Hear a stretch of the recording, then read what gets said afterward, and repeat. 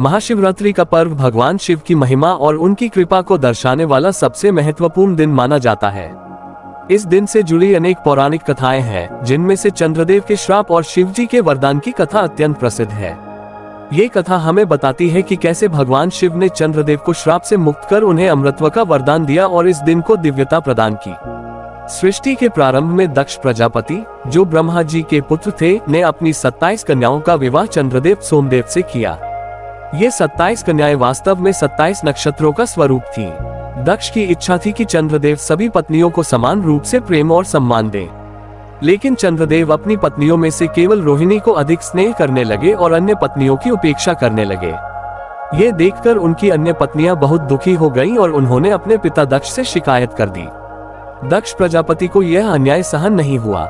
उन्होंने क्रोधित होकर चंद्रदेव को श्राप दे दिया कि उनका तेज और कांति धीरे धीरे नष्ट हो जाएगी और वे क्षयग्रस्त हो जाएंगे। दक्ष के श्राप के कारण चंद्रदेव की कांति दिन प्रतिदिन क्षीण होने लगी। उनका शरीर धीरे धीरे दुर्बल और क्षीण होने लगा। इससे संपूर्ण ब्रह्मांड में अशुभ संकेत दिखने लगे। देवताओं और ऋषियों ने देखा कि इस स्थिति के कारण पृथ्वी पर अराजकता फैल सकती है, क्योंकि चंद्रमा के बिना जल और वनस्पतियों का संतुलन बिगड़ सकता है। अपनी दुर्दशा से दुखी होकर चंद्रदेव ने भगवान विष्णु, ब्रह्मा जी और देवताओं से सहायता मांगी, लेकिन कोई भी दक्ष प्रजापति के श्राप को पूरी तरह समाप्त नहीं कर सका। तब देवताओं ने चंद्रदेव को भगवान शिव की शरण में जाने का सुझाव दिया। चंद्रदेव ने प्रभास क्षेत्र में जाकर गंभीर तपस्या शुरू कर दी। उन्होंने कठिन व्रत किया और महाशिवरात्रि के दिन पूरी रात जागरण करते हुए भगवान शिव का स्मरण किया। उनकी कठिन तपस्या से प्रसन्न होकर भगवान शिव प्रकट हुए और उनसे वरदान मांगने को कहा। चंद्रदेव ने विनम्रता पूर्वक कहा, हे महादेव, मैं दक्ष प्रजापति के श्राप से अत्यंत कष्ट में हूँ। यदि ऐसा ही चलता रहा तो मैं पूरी तरह नष्ट हो जाऊंगा। कृपा करके मेरी रक्षा करे। भगवान शिव ने चंद्रदेव की श्रद्धा और तपस्या को देखकर कहा, तारांकन, हे सोमदेव, मैं तुम्हारी भक्ति से प्रसन्न हूँ। दक्ष प्रजापति का श्राप अमिट है, लेकिन मैं तुम्हें इससे पूर्ण मुक्ति नहीं बल्कि एक समाधान दे सकता हूँ। अब से तुम्हारा तेज पुनर्तः नष्ट नहीं होगा, बल्कि तुम हर 15 दिन में क्षीण होकर फिर से पूर्ण हो जाओगे।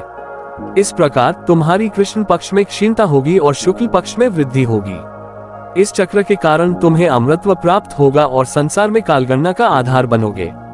भगवान शिव ने अपने सिर पर चंद्रमा को स्थान देकर कहा, अब से तुम मेरे मस्तक पर सुशोभित रहोगे और सोम चंद्र नाम से प्रसिद्ध होगे। मेरी कृपा से तुम अमर हो जाओगे। जिस दिन भगवान शिव ने चंद्रदेव को यह वरदान दिया, वह दिन महाशिवरात्रि के रूप में प्रसिद्ध हुआ। इस दिन भगवान शिव की उपासना करने से जीवन में आने वाली समस्याएं समाप्त होती हैं और भक्तों को उनकी कृपा प्राप्त होती है। इस कथा से हमें ये शिक्षा मिलती है कि भगवान शिव अपने भक्तों की भक्ति से प्रसन्न होकर उन्हें हर संकट से उबारते हैं। जो कोई महाशिवरात्रि के दिन व्रत रखता है, रात्रि जागरण करता है और भगवान शिव का पूजन करता है, उसे शिव कृपा प्राप्त होती है और जीवन में शुभता का संचार होता है। हर हर महादेव। ओम नमः शिवाय।